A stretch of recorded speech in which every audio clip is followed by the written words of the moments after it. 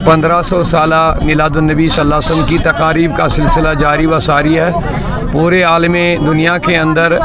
ہر جگہ مجالس اہتمام اور حضور کے جلوس، حضور صلی اللہ علیہ وسلم کی آمد کی خوشی کا سلسلہ ہے۔ اللہ تبارک و تعالیٰ نے حضور علیہ الصلوۃ والسلام کو دنیا کی طرف مبعوث فرما کے رحمت للعالمین بنایا۔ پوری عالمی انسانیت کے لیے ایک محبت اور اخوت اور بھائی چارگی کا پیغام لے کر کے آیا۔ پوری دنیا کے اندر امن اور سکون کی زندگی گزارنے کا جو پیغام رسول اللہ نے دیا ہے، الحمدللہ رب العالمین اسی کا پیغام آج لوگوں تک پہنچایا جا رہا ہے۔ ظلم و تشدد اور بربریت کا جو عرب کے اندر دور تھا، بیٹیوں کو زندہ درگور کرنا، جانوروں کے ساتھ بھی بدترین سلوک، بیوہ عورتوں کے ساتھ ہر ایک مخلوق ان کے ظلم سہ رہے تھے، لیکن اسی اندھیری کے درمیان میں اللہ تعالیٰ نے رحمت العالمین کا چراغ روشن کیا اور ہر ایک کے دل میں ایک امن اور سکون اور محبت کی ایک کرن الحمدللہ پیدا ہو گئی۔ تو وہی سلسلہ 1500 سالہ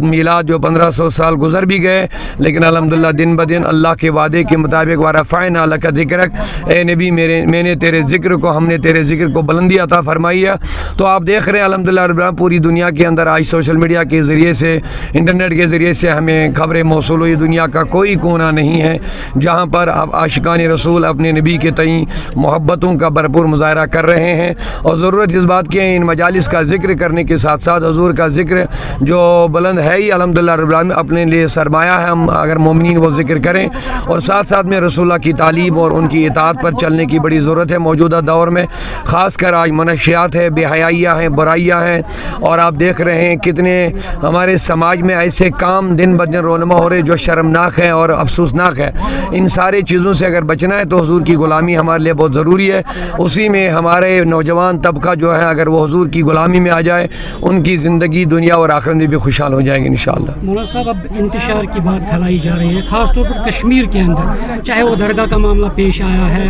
اور دوسرا انتشار اب آپسی پھیلایا جا رہا ہے، تو علماء کا خاصا رول رہتا ہے ان چیزوں میں تاکہ انتشار نہ پھیلے، اتحاد قائم رہے۔ تو دیکھیے ہر چیز کا حل ہوتا ہے ہمارے، اگر آپ ملک ہندوستان کی بات کریں، یہاں قانون ہے، یہاں آئین ہے،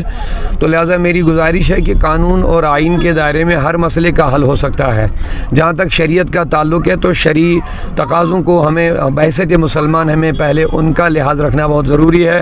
اس کے ساتھ ساتھ آئین کا ہمیں ادب کرنا چاہیے، اور جو شریعت اور آئین کا حکم ہوگا ہر ایک انسان کو اس کو فالو کرنا چاہیے، اور اس کے مطابق چلیں گے اور انشاءاللہ امن و امان بحال رہے گا۔ 1500 سالہ میلاد النبی صلی اللہ علیہ وسلم کی تقاریب کا سلسلہ جاری و ساری ہے۔ پورے عالم دنیا کے اندر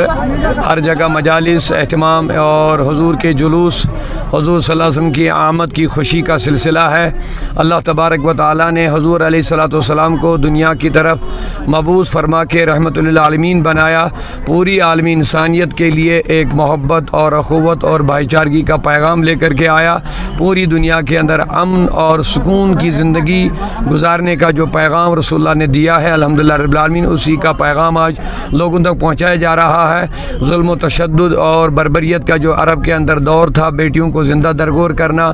جانوروں کے ساتھ بھی بدترین سلوک، بیوہ عورتوں کے ساتھ ہر ایک مخلوق ان کے ظلم سہ رہے تھے، لیکن اسی اندھیری کے درمیان میں اللہ تعالیٰ نے رحمت العالمین کا چراغ روشن کیا اور ہر ایک کے دل میں ایک امن اور سکون اور محبت کی ایک کرن الحمدللہ پیدا ہو گئی۔ تو وہی سلسلہ 1500 سالہ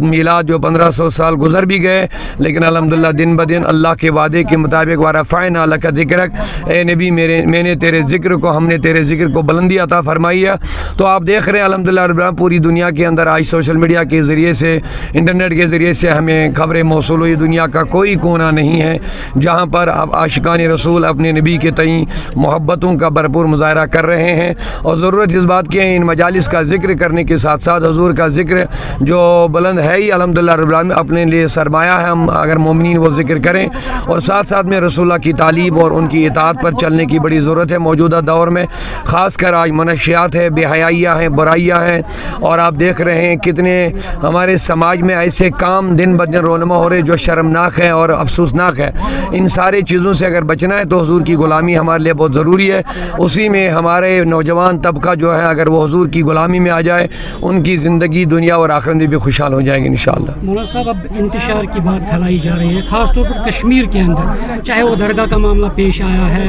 اور دوسرا इंतशार अब आपसी फैलाया जा रहा है, तो उलमा का खासा रोल रहता है इन चीज़ों में ताकि इंतशार ना फैले, इत्तेहाद कायम रहे। तो देखिए, हर चीज़ का हल होता है हमारे, अगर आप मुल्क हिंदुस्तान की बात करें, यहाँ कानून है, यहाँ आइन है,